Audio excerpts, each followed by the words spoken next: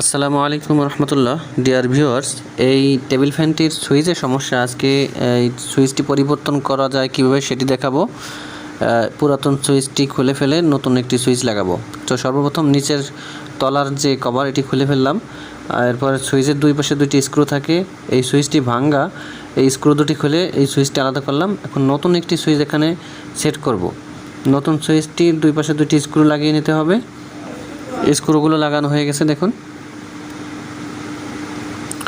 এবার পুরাতন সুইচের যে তার যেখানে লাগানো সেই তারগুলো একটা একটা করে খুলে নতুন সুইচের যেখানে লাগানো দরকার সেখানে লাগাতে হবে। এটি ভালো করে খেয়াল করতে হবে যে কোন তার কোথায় লাগানো আছে, সেইভাবেই লাগাতে হবে।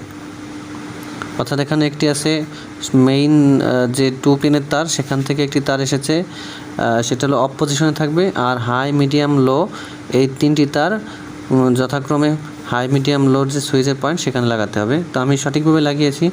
এখন দেখুন সুইচে ঠিকমতো কাজ করছে। আগের সুইচটি এক পাশ ভাঙা থাকার কারণে ঠিকমতো কাজ করেনি। এখন নতুন সুইচটি ঠিকমতো কাজ করছে।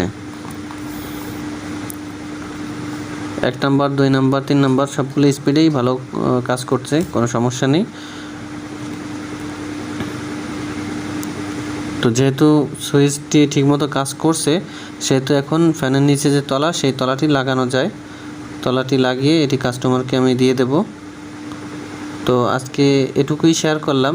যদি টেবিল ফ্যান সংক্রান্ত কোনো প্রশ্ন থাকে কমেন্টে জানাবেন, আমি পরবর্তীতে অন্য কোনো ভিডিওতে সেই বিষয়ে সমাধান করার চেষ্টা করব ইনশাল্লাহ।